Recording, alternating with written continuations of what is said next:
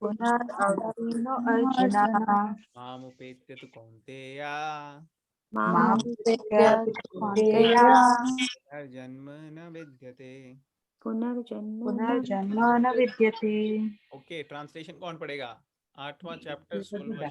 वो double A होता है। भव्य आप पढ़ोगे translation? Yes. Thank you. From the highest planet in the material world down to the lowest, all are places of misery wherein repeated birth and death take place. But one who attains to my abode, O son of Kunti, never takes birth again. Hare Krishna. Hare Krishna. Okay, तो इसका थोड़ा purport का पहला paragraph ही पढ़ते हैं, फिर हम थोड़ा डिस्कशन करेंगे। तो आप पढ़ोगे, कंटिन्यू करोगे, या एक्चुअली पूरा परपट पढ़ सकते हैं हम? In between if I have to share something मैं आपको बता दूंगा, ठीक है? I can read. हाँ, आप प्लीज पढ़िए। Purport: all kinds of yogis, karma, gyan, hath, etc., eventually have to attain devotional perfection in bhakti yoga or Krishna consciousness before they can go to Krishna's transcendental abode and never return. Those who attain the highest material planets, the planets of the demigods, are again subjected to repeated birth and death. As persons on the earth are elevated to higher planets, people on higher planets such as Brahmalok, Chandralok, and Indralok fall down to earth. The practice of sacrifice, called Panchagni Vidya, recommended in Chandogya Upanishad, enables one to achieve Brahmalok. But if on Brahmalok one does not cultivate Krishna consciousness, then he must return to earth. Those who progress in Krishna consciousness on the higher planets are gradually elevated to higher and higher planets, and at the time of universal devastation are transferred to the eternal spiritual kingdom. Baladev Vidyabhusana, in his commentary on Bhagavad Gita, quotes this verse: Brahma sahate sarve samparapapte pratisankare parasyante कृतामनः pravisanti param padam. When there is devastation of this material universe, Brahma and his devotees, who are constantly engaged in Krishna consciousness, are all transferred to the spiritual universe and to specific spiritual planets according to their desires. Hare Krishna. Hare Krishna. Thank you for reading. तो यहाँ पे बताया जा रहा है, from the highest planet in the material world down to the lowest, all are places of misery wherein repeat birth and death take place, but one who attains my abode, O son of Kunti, never takes birth again. तो इससे पिछले श्लोक में अगर आप जाओगे तो उसमें हमने कैरेक्टरिस्टिक्स बताई थी मतलब कृष्णा ने बताई थी कि इस मटेरियल वर्ल्ड की कैरेक्टरिस्टिक्स क्या हैं। किसी को याद है क्या कैरेक्टरिस्टिक? दो चीजें बताई थी कृष्णा ने, क्या है? एक तो दुखालय है। हाँ, वेरी गुड, दुखालय। वेरी गुड, एक तो दुखालय और दूसरा प्रभु जी अशाश्वतम, नहीं कि अशाश्वतम, टेम्पररी है, मतलब टेम्पररी है। Correct, perfect. तो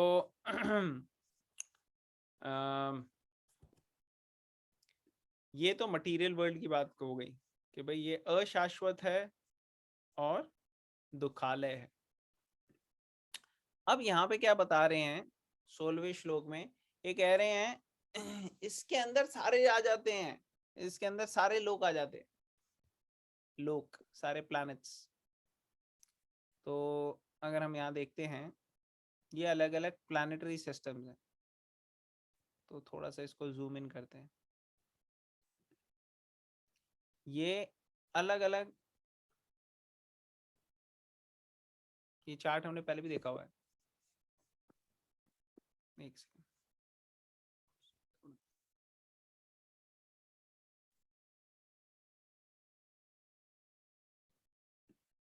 तो ये अलग अलग प्लैनेटरी सिस्टम है, दिख रहे हैं यहाँ राइट साइड में।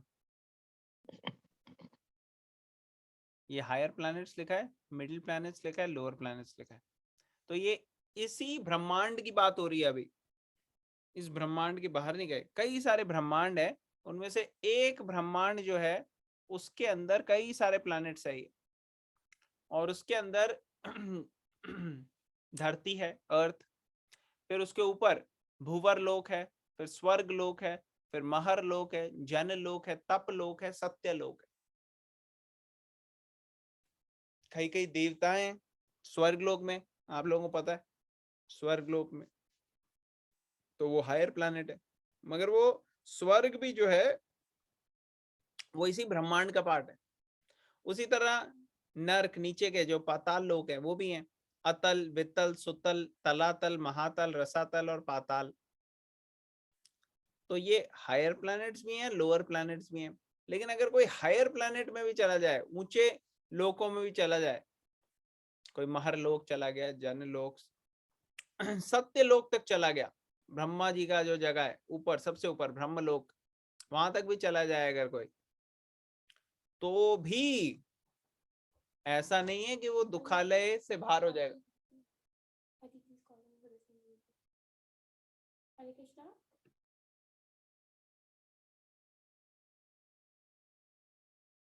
कर रहे से करेक्ट, थैंक यू। तो यहाँ पे बताया जा रहा है कि सारे के सारे जो प्लैनेट्स हैं, लोएस्ट से लेके हाईएस्ट, कहीं पे भी आप चले जाओ, ये सारे दुखालय अशाश्वतम के अलावा बाहर नहीं आ सकते इसमें। क्यों? क्योंकि यहाँ पे रिपीटेड मिजरीज हैं, रिपीटेड बर्थ और डेथ है। जो देवताओं की बात होती है तो उनकी लाइफ से बहुत ज्यादा बड़ा है, लेकिन उनकी भी लाइफ एंड होती है। जब ब्रह्मा जी के सामने हिरण्यकश्यप तपस्या कर रहा था और ब्रह्मा जी प्रकट हुए, तो हिरण्यकश्यप को वो ऐसा आशीर्वाद नहीं दे पाए कि हिरण्यकश्यप की कभी भी मृत्यु नहीं होगी। उन्होंने ऐसा जरूर कहा, हाँ ठीक है, आप दिन में नहीं मरोगे, रात में नहीं मरोगे, और ऐसे ऐसे, आप लोगों को पता है सबको जो लीला है। तो वो सब चीजें हुई थी, लेकिन उसको इटर्नल लाइफ का ऐसे बून नहीं मिला था। तो यहाँ पे बताया जा रहा है, पर्पट में बताने प्रभुपाद कि कई तरीके के योगा प्रोसेस होते हैं, कर्म योग, ज्ञान योग, हठ योग, सारे ये सब हमने पहले भी चर्चा की इस बारे में। लेकिन भक्ति योग जो है वहां तक आना पड़ेगा, तभी हम भगवान के धाम में जा पाएंगे। और उसी का वर्णन भगवान ने किया है इस श्लोक में, अगर हम ट्रांसलेशन पे जाएंगे। But one who attains my abode, O son of Kunti, never takes birth again. तो एक बार भगवान के धाम चले जाते हैं तो फिर वहां से आने की कोई जरूरत नहीं होती। Those who attain the highest material planets, the planets of demigods, are again subjected to repeat birth and death. तो जो हाईएस्ट प्लैनेट तक चले आते हैं, देवी देवता बन जाते हैं, अगर वो वहां जाने के बाद, एक्चुअली वहां जाने के बाद इतना आराम की जिंदगी होती है कि कई बार भक्ति की जरूरत महसूस नहीं होती। तो ये जो कई पुण्य कमा के, एक्चुअली होता क्या है कि जब कोई लिविंग एंटिटी है, जीवा है, वो बहुत पुण्य कमा रहा है, बहुत पुण्य का काम कर रहा है, बहुत अच्छे अच्छे काम कर रहा है, तो उसको हायर प्लैनेट्स में जाने का मौका मिल जाता है। चलो आप स्वर्ग लोक हो जाओगे, तो लोग बड़े खुश होते हैं, अरे स्वर्ग मिल गया हमारे को, स्वर्गवासी, सब स्वर्गवासी कह देते हैं। स्वर्गवासी, किसी की मृत्यु हो उसको स्वर्गवासी कह देते हैं कि हाँ भाई उनको स्वर्ग में वास मिल रहा है। बट एक्चुअली स्वर्ग का वास भी जो है ना, अगर आप किसी डिवोटी को कहो कि हाँ भाई आपको स्वर्ग में वास मिलेगा, तो नॉर्मल लोग तो बड़े उछलेंगे, अरे हमें स्वर्ग का वास मिल रहा है, वाह। लेकिन जो एडवांस डिवोटी हैं, अगर उनको पता लगे अरे मरने के बाद हमें स्वर्ग मिलेगा, तो वो बहुत ज्यादा एक्साइटेड नहीं होंगे इसमें। क्यों नहीं होंगे एक्साइटेड? क्योंकि एक नजरिए से तो एडवांस डिवोटी सोचता है जहां भगवान को मुझे सेवा में लगाना है वहां लगा दे, और दूसरे नजरिए से भगवान की सेवा अगर मटेरियल वर्ल्ड में नहीं है तो भगवान अपने अबोर्ड, अपने गोलोक वृंदावन धाम में वहां बुला ले, ऐसे होता।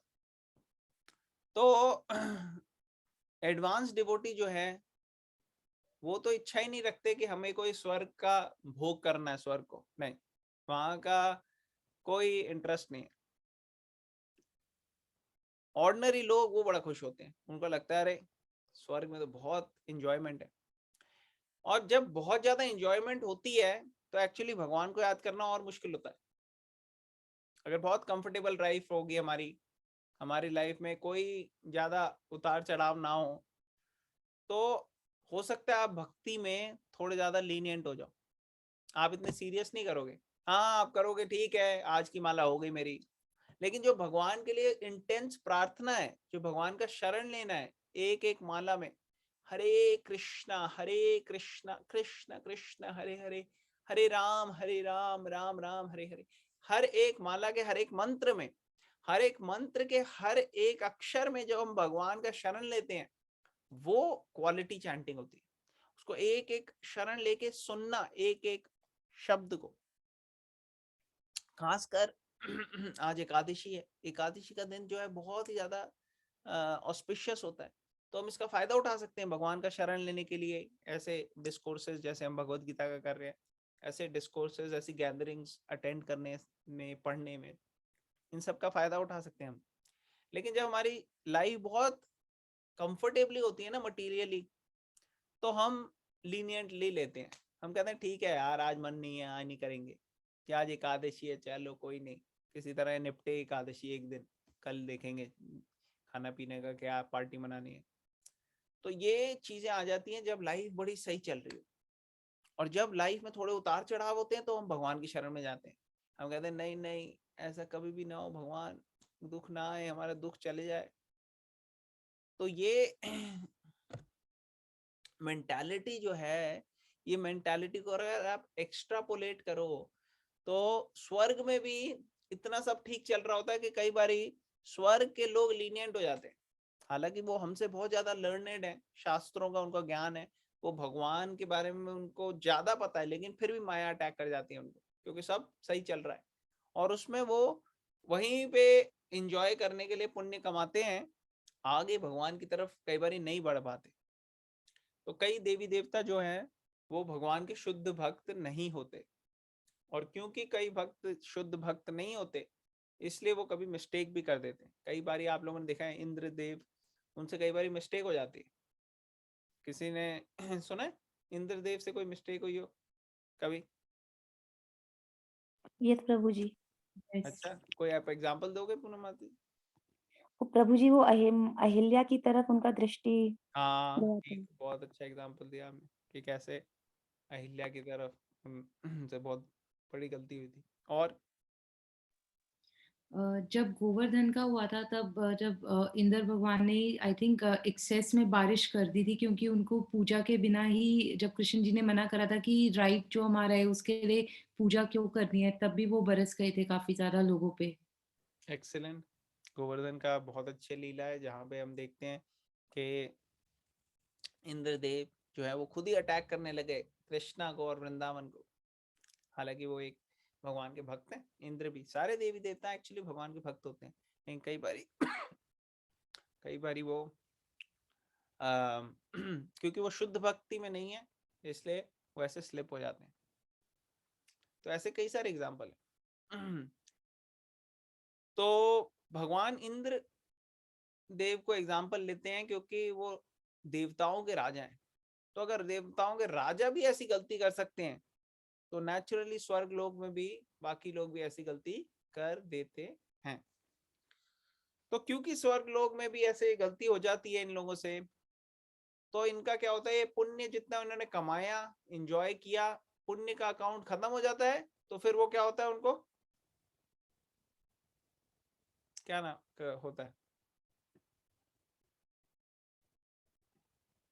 क्या पढ़ा अभी हमने पर्पट में पढ़ा ना, those who attain the highest birth. planets are Cycle. subject to repeat birth as a हाँ क्या होता है? Birth Take and birth cycle. again in this material world.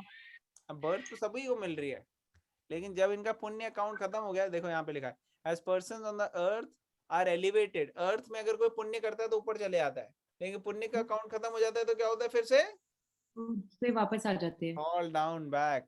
Yes. उसी तरह से अगर बहुत ज्यादा पाप करे कोई तो पाताल नीचे नरक लोक में जाएंगे, और वहां पे नरक लोक में जाने के बाद वहां पे जाके क्या होगा उनको,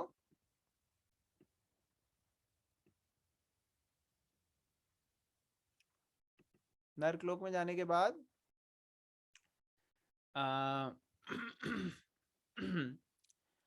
वहां पे जैसे स्वर्ग में जाते हैं तो वहां के सेंस ग्रेटिफिकेशन के, धार्मिक रूप से सेंस ग्रेटिफिकेशन इंद्र तृप्ति के साधन है वहां पे धार्मिक तरीके से।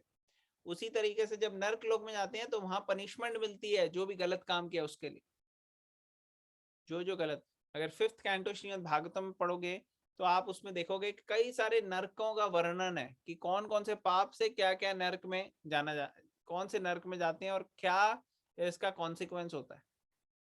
तो ऐसे शास्त्रों में इसका भी डिस्क्रिप्शन है समझाने के लिए कि भैया जितना हो गया आज से पहले उतना स्टॉप कर दो और भक्ति में आ जाओ, नहीं तो और करोगे ये उसके कॉन्सिक्वेंसेस होंगे, तैयार रहो।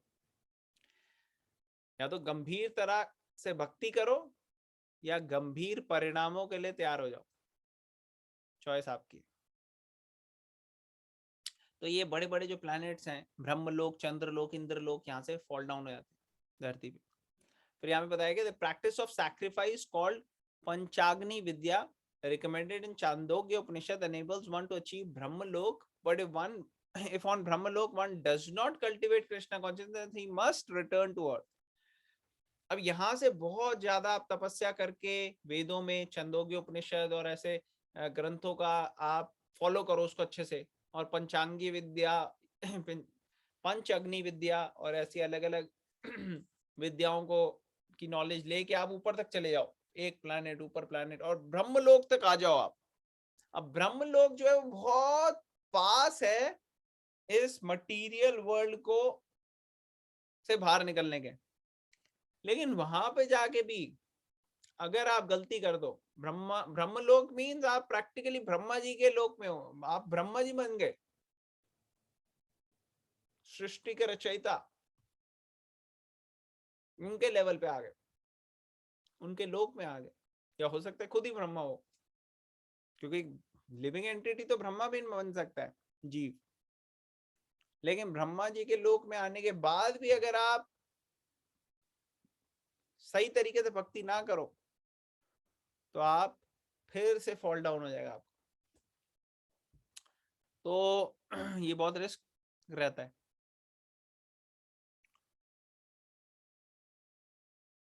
और जो व्यक्ति भगवान की भक्ति में एकदम स्थिर रहता है, एकदम फिक्स्ड, वो डिस्ट्रैक्ट नहीं होता। वो अगर स्वर्ग लोक में भी चला जाए उसको डिस्ट्रैक्शन नहीं होगा, वो वहां पे भी भगवान की भक्ति करते करते ऊपर धीरे धीरे ऊपर जाता जाएगा। ब्रह्म लोक में भी हो जाए तो भक्ति करके इवेंचुअली वो भगवान के धाम में चला जाएगा, भगवान के अबोर्ड में। और फिर यहाँ पे एक और श्लोक का कोट किया गया है जिसका ट्रांसलेशन प्रभुपाद दे रहे हैं कि जब डिवास्टेशन, जब प्रलय आती है पूरे के पूरे यूनिवर्स, मटीरियल यूनिवर्स में, तो यहाँ लिखा है when there is devastation of this material universe, Brahma and his devotees who are constantly engaged in Krishna consciousness are all transferred to the spiritual universe and to specific spiritual planets according to their desires. और अगर आप ब्रह्मलोक में चले आते हो और भगवान की भक्ति अच्छे से करते हो और आप शुद्ध भक्त रहते हो, तो जब प्रलय का टाइम आता है, जब ब्रह्मा जी का की पूरी ड्यूरेशन ऑफ लाइफ खत्म हो जाती है, 100 साल ब्रह्मा जी 100 साल जीते हैं, लेकिन उनका एक दिन कई गुना ज्यादा होता है हमसे। अभी हम नेक्स्ट श्लोका में वो डिस्कस करेंगे कि कितनी बड़ी लाइफ ड्यूरेशन है ब्रह्मा जी की। लेकिन जब ब्रह्मा जी की लाइफ ड्यूरेशन पूरी खत्म हो जाती है तो एक प्रलय आता है पूरे यूनिवर्स को खत्म करने के लिए। वो प्रलय जब आता है तो जो ब्रह्म लोक में जो ब्रह्मा जी हैं और उनके जो साथ एसोसिएट्स हैं जो शुद्ध भक्त हैं भगवान के, वो सारे स्पिरिचुअल वर्ल्ड चले आते। और बाकी लोग जो शुद्ध भक्त नहीं है, वो स्पिरिचुअल वर्ल्ड नहीं जाते, वो टेम्परेरीली डोरमेंट स्टेज में रहते हैं।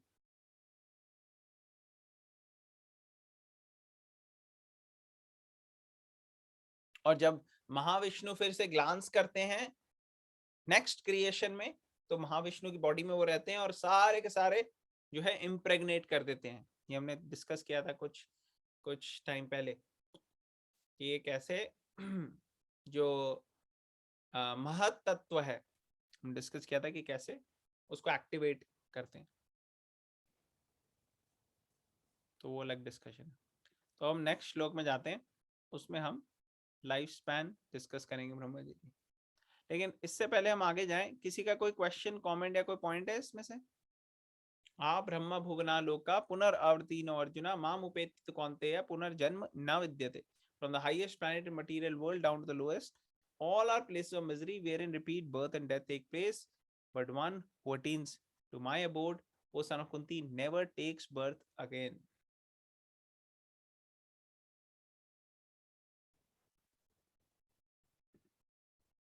चले आगे, एक और श्लोक कर सकते हैं ना आज तो एकादशी, स्पेशल डे। ओके। सहस्रयुग पर्यंतम सहस्रयुग पर्यन्तम् अहर्यद् ब्रह्मणो विदु अहर्यद् ब्रह्मणो विदु रात्रिं युग सहस्रान्ताम् रात्रियुगसहस्रान्तं तेहो रात्रविदो जनः। देहोरात्रविदो जनाः। ओके, कौन पढ़ेगा इसका ट्रांसलेशन? कौन I can read. हाँ जी, पढ़िए। By human calculation, 1,000 ages taken together form the duration of Brahma's one day, and such also is the duration of his night. Hare Krishna. हरे कृष्णा। तो अब कैलकुलेशन आ जाएगी कि क्या है ब्रह्मा जी की पूरी लाइफ स्पैन। तो आप ये हम थोड़ा देखते हैं इसमें, कौन पढ़ेगा पर्पट?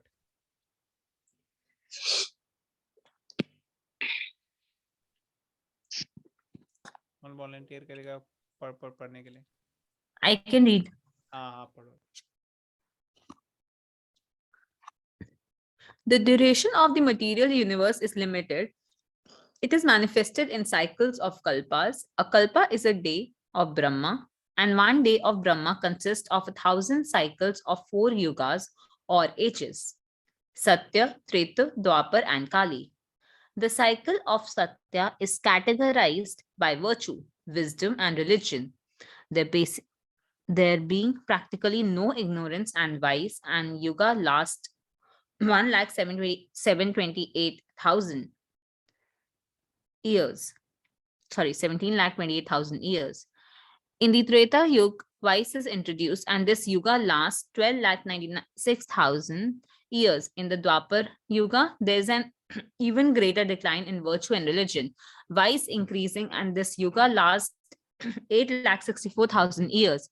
And finally, in Kali Yuga, the yuga we have now been experiencing over the past 5,000 years, there is an abundance of strife, ignorance, irreligion, and vice, true virtue being practically non-existent. And this yuga lasts 432,000 years.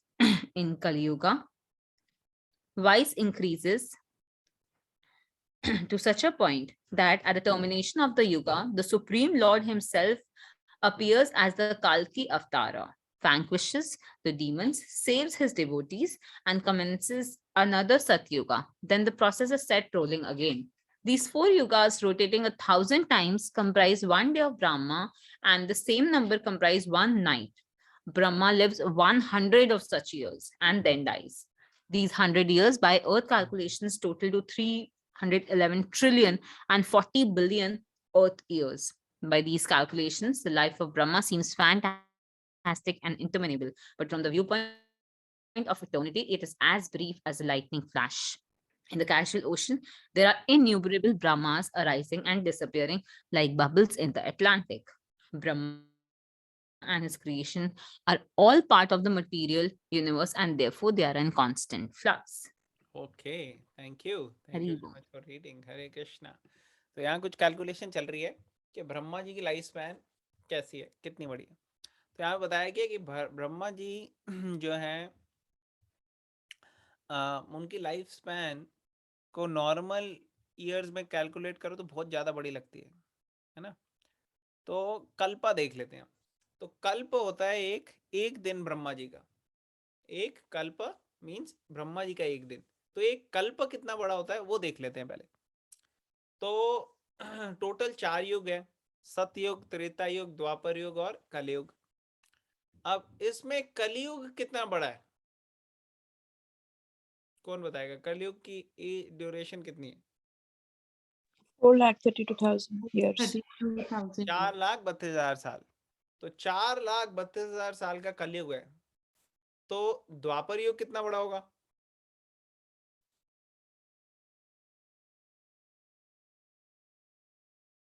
Into 2 Prabhuji. उसको multiply कर दो 2 से. 2 से जितना कलयुग है ना उससे डबल हो जाएगा. तो डबल कितना हो गया? 8,64,000. 8,64,000. तो 8,64,000 साल का हो गया द्वापर युग. तो त्रेता युग कितना बड़ा होगा फिर? 3 times प्रभु जी. 3 टाइम्स त्रेता. तो 12,96,000 साल. तो 12,96,000 साल हो गए. और फिर सतयुग कितना बड़ा होगा?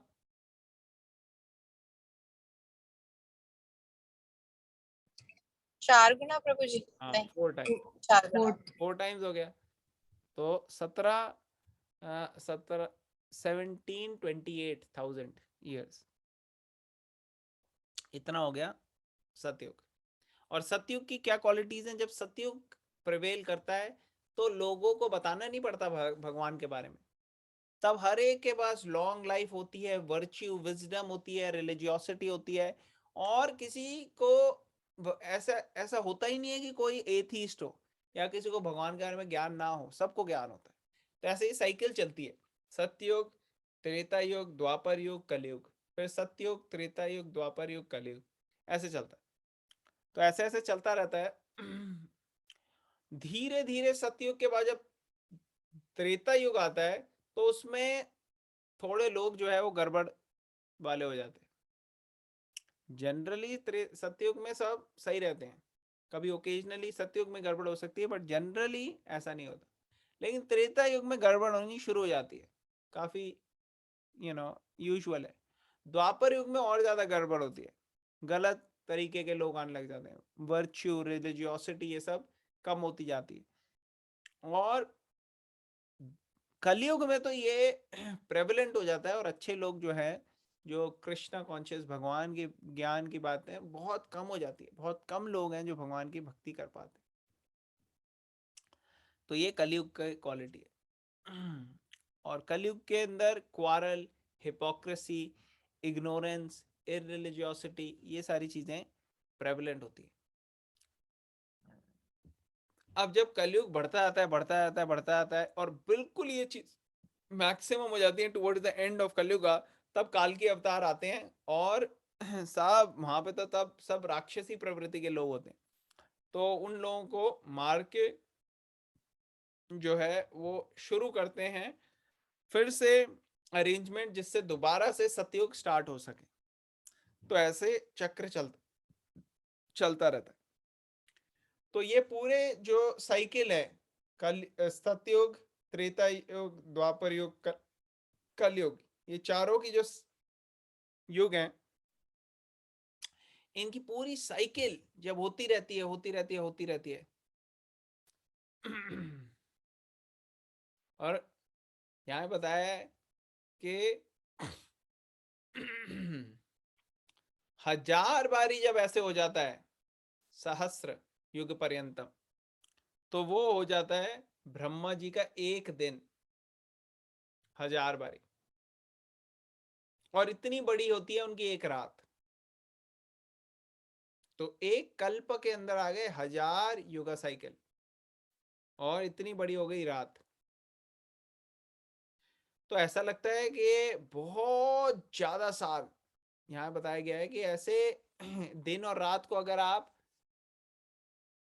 100 ईयर्स समझ लो, ऐसे दिन और ऐसे रात अगर 100 ईयर्स तक रहे, तब जाके कहीं 311 ट्रिलियन और 40 बिलियन अर्थ ईयर्स के बराबर हो गए।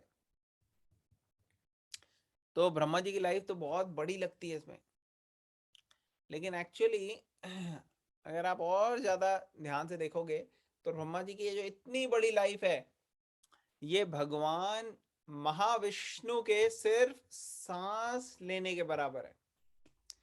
क्योंकि ये जो हमने यूनिवर्स का स्ट्रक्चर यहाँ पे देखा था, इसमें अगर आप ध्यान से देखोगे तो इसमें अगर आप ध्यान से देखोगे तो आपको दिखेगा कि ये महाविष्णु है। यहाँ दिख रहे हैं आप लोगों से, किसी को दिख रहा है महाविष्णु? ये यस प्रभु जी, यस। Yes, Prabhuji. तो ये महाविष्णु जो हैं, इनके शरीर में से हर सांस के साथ यूनिवर्स बाहर आ रहे हैं, और जब ये सांस लेते हैं तो ये सारे यूनिवर्स चले जाते हैं, और एक बारी जब ये सांस छोड़ते हैं और यूनिवर्सेस आते हैं तो ब्रह्मा जी पैदा होते हैं, और ब्रह्मा जी की जो है वो सृष्टि पूरी करते हैं। और ये 311 ट्रिलियन 40 बिलियन ईयर्स जो हैं, ये सारे कंप्लीट हो जाते हैं। तो फिर उनकी सांस लेते हैं महाविष्णु, और ये ब्रह्मा जी का विनाश और पूरी सृष्टि का विनाश हो जाता है। तो ये है महाविष्णु। तो आप सोचो कि जो महाविष्णु है, उनके सामने तो एक, आपको कितना टाइम लगता है सांस लेने में? आप लोगों ने इतने लेक्चर इतनी देर से चल रहा है, आप लोगों ने कितनी बारी सांस ले ली होगी, आप लोगों को पता ही नहीं होगा, कभी आपने नोटिस भी नहीं किया, क्योंकि it's just like a small small fraction of the duration. तो उसी तरीके से भगवान के सामने ये ब्रह्मा जी की लाइफ भी जो है, ये एक स्मॉल फ्रैक्शन के बराबर है। It's as brief as lightning flash. बस जैसे एक लाइटनिंग फ्लैश होती है, जैसे कैमरा में पहले होती थी ना लाइटनिंग, खच कैमरे में देखते थे आप, फ्लैश आ रही है, तो वो बहुत बहुत थोड़ी देर के लिए आती है। या फिर जब थंडर स्टॉर्म होता है और उसमें लाइटनिंग हम देखते हैं, तो बिजली बड़ी थोड़ी देर के लिए कड़कती है, कुछ फ्रैक्शन ऑफ सेकंड के लिए। तो भगवान की लाइफ की ड्यूरेशन सॉरी ब्रह्मा जी की लाइफ की ड्यूरेशन इवन तो हमारे हिसाब से बहुत बड़ी है, लेकिन भगवान जो इटर्नल है, उनके सामने तो वो फ्लैश ऑफ लाइट है। Just like innumerable Brahmas arising and disappearing like bubbles in Atlantic Ocean. तो ये सारे के सारे बबल्स जो हैं वो अटलांटिक ओशन में पट पट पट पट पैदा हो रहे हैं, जो वैसे ही ब्रह्मा जी की जो ये यूनिवर्स है, कितने सारे यूनिवर्स बन रहे हैं और बिगड़, और जो है प्रलय आ रही है। तो फिर यहाँ पे बताया गया है, Brahma and his creation are all part of the material universe and therefore they are in constant flux. तो ये कॉन्स्टेंटली ऐसे होता रहता है। हम देख सकते हैं कितने ज्यादा दुखालय है यहाँ, और अशाश्वत टेम्परेरी भी है। अब लास्ट पैराग्राफ पढ़ते हैं। कौन पढ़ेगा लास्ट पैराग्राफ? कौन वॉलंटियर करेगा पढ़ने के लिए, जिसने अभी तक नहीं पढ़ा? I can read, Prabhuji. हाँ पढ़िए। In the material universe, not even Brahma is free from the process of birth, old age, disease, and death. Brahma, however, is directly engaged in the service of the Supreme Lord in the management of this universe. Therefore, he at once attains liberation. Elevated sannyasis are promoted to Brahma's particular planet, Brahmaloka, which is the highest planet in the material universe and which survives all the heavenly planets in the upper strata of the planetary system. But in due course, Brahma and all the inhabitants of Brahmaloka are subject to death according to the law of material nature. Hare Krishna. Hare Krishna. Thank you माता जी। तो यहाँ बताया जा रहा है कि ये सृष्टि का नियम ही ऐसा है कि जन्म मृत्यु जरा व्याधि, birth disease old age death हर जगह होती है। इवन ब्रह्मा जी के लोक में भी जो है कुछ मात्रा में ऐसी चीजें जरूर मिलेंगे, फ्री नहीं हो सकती। लेकिन ब्रह्मा जी तो भगवान की सेवा में लगे हैं डायरेक्टली और मैनेज करने पूरा के पूरे अफेयर। ठीक है। और बड़े बड़े जो सन्यासीज हैं जो बहुत अच्छे से फॉलो करते हैं, वो ब्रह्मा जी के अबोर्ड में भी कई ट्रांसफर हो सकते हैं कई लोग। और ये ऐसी लोक है ब्रह्मा जी का जो सबसे ऊपर होता है। तो जब कई बारी अलग अलग तरीके की अलग अलग लेवल की प्रलय होती है, तो जो ब्रह्मा जी के एंड में होती है, लाइफ के एंड में, उसमें तो ब्रह्मलोक खत्म होता है। लेकिन जो दूसरी प्रलय होती है जिसमें ब्रह्मलोक नष्ट नहीं होता, लेकिन लोअर प्लानिटरी सिस्टम जो है जैसे अर्थ है, अर्थली प्लैनेट्स, ये नष्ट होते हैं। और ये ब्रह्मा जी के हर दिन में आता है। हर दिन ब्रह्मा जी का जो होता है, जब खत्म होता है दिन, रात होती है ब्रह्मा जी की, तो ये नीचे के प्लैनेट्स जो है ये खत्म हो जाते हैं। ठीक है ना। ये पूरी सृष्टि इस तरीके से चलती रहती है। ऑलराइट, तो हम यहाँ पे स्टॉप करते हैं। क्लियर होगा? प्रभु जी। ऑलराइट, तो किसी का कोई क्वेश्चन, कमेंट, कोई पॉइंट है अभी इस पर्टिकुलर इन दो श्लोक में से? 8.16 किया आज हमने और 8.17 किया। कोई क्वेश्चन, कमेंट या कोई पॉइंट? हरे कृष्णा प्रभु जी, हरे धन्य कृष्णा प्रणाम। जी, धन्यवाद। प्रभु जी, मुझे एक कंफ्यूजन था। हाँ बताइए। जैसे अभी भागवतम में जय विजय की स्टोरी सुन रहे हैं, तो वो स्टोरी में प्रभु जी ऐसे होता है कि वो लोग वैकुंठ में हैं एंड फिर भी उनका पुनर्जन्म हुआ। और ये चीज प्रभु जी मुझे ये जो बोला है ना मैं हाँ, कि पुनर्जन्म नहीं होता उधर वैकुंठ में आके, तो करेक्ट। वो चीज प्रभु जी मुझे कंफ्यूज हो रहा था। हाँ, तो एक्चुअली ये थोड़ा सा समझने वाला टॉपिक है। भगवान यहाँ पे बोल रहे हैं, one who attains my abode never takes birth again. मगर कई बार हम सुनते हैं ऐसे होता है कि जैसे जय विजय जो है वो वैकुंठा से आ गए, या कई बार बोला जाता है कि गोलोक वृंदावन में थे हम, वहां से आ गए हम। तो ये अलग अलग लेवल पे समझा जा सकता है। पहले तो ये है कि जो जय और विजय की सिचुएशन है, अगर हम वो देखें तो उसमें वो वैकुंठा के द्वारपाल थे, वैकुंठा में नहीं थे लेकिन वैकुंठा के द्वारपाल थे। और उनका जो फॉल डाउन है एक्चुअली, वो तो सिर्फ भगवान की लीला को फैसिलिटेट करने के तरीके से आप उसको ले सकते हैं कि भगवान की लीला में जो है एक इंस्ट्रूमेंट बनने के लिए, उसके लिए वो हुआ। अब ऐसा नहीं है कि हम कहते हैं कि रावण ने जो किया वो बिल्कुल ठीक था, वो तो जय विजय था, या हिरण्यकश्यप ने कहा वो ठीक था, वो ऐसे नहीं है। हर चीज को कॉन्टेक्स्ट के हिसाब से समझना है। तो यस, जो जो जय विजय कर रहे थे दैट वाज ओके, मगर जब वो डीमन के रूप में आए तो उनके जो एग्जाम्पल्स है, उनके एग्जाम्पल से हमें सीखना है कि क्या नहीं करना चाहिए। तो जय विजय का जो है एक एक्सेप्शनल केस है। और उसके बाद भी बहुत रेयर होता है कि कोई जो है हायर प्लैनेट से एक्चुअली फॉल हो, ऐसा होता नहीं है। जनरली का जो जो अंडरस्टैंडिंग है वो ये है कि किसी एक टाइम पीरियड पे इतिहास में हमने ऐसा डिजायर किया कि हमें भगवान की सेवा में नहीं लगना और हमें मटेरियल वर्ल्ड में जो एंजॉयमेंट है उसके डिजायर्स आए, उसकी वजह से हम यहाँ पे आए। उसके में डिटेल्स श्रील प्रभुपाद ने बोला कि इतिहास में क्या हुआ था, इसको जानने के लिए आप ज्यादा टाइम मत वेस्ट करो। ये अपना टाइम ऐसे इन्वेस्ट करो कि कैसे आप भगवान के पास चले जाओ और ऐसी जगह जहां भगवान अश्योर कर रहे हैं कि फिर आप दोबारा नहीं आते। तो इसलिए आप उस पर फोकस करो।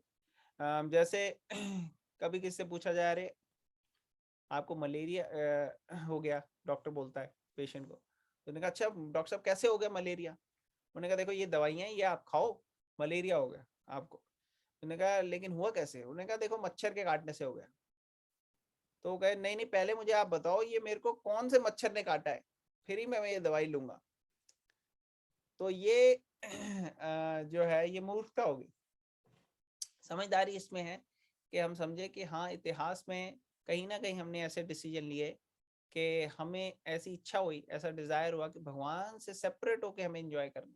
और एक्चुअली अगर हम अपने दिल को टटोले तो शायद अभी भी ऐसे बहुत ज्यादा डिजायर्स हमें भगवान रिवील करेंगे, जो हमें लगता है कि हाँ भाई हमें ऐसी चीजों में एंगेज होना है जो भगवान से डायरेक्टली कनेक्टेड नहीं है। और हो सकता है कि हमारी भक्ति के लिए जो क्या कहते हैं प्रतिकूल भी हो। तो ऐसी चीजों से हमारे को दूर रखने के जो डिजायर्स हैं वो इनकलकेट करने पड़ेंगे, और ऐसी चीज में एंगेज करने के डिजायर जो है उनको ट्रांसफॉर्म करना पड़ेगा। तो ऐसे हमारे को समझना पड़ेगा situation. Does it answer your question माता जी?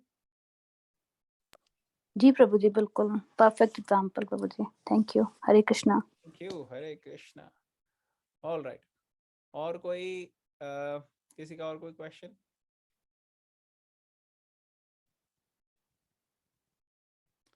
तो आज एकादशी है, एकादशी बहुत स्पेशल डे है, तो हम एक राउंड चैंट करेंगे। आप लोग भी सब ज्वाइन कर सकते हैं, और जब किसी को भी ड्रॉप आउट करना है वो ड्रॉप कर सकते हैं। ग्रंथराज भगवत गीता की जय, श्रीला प्रभुपाद की जय। जय हरे कृष्ण।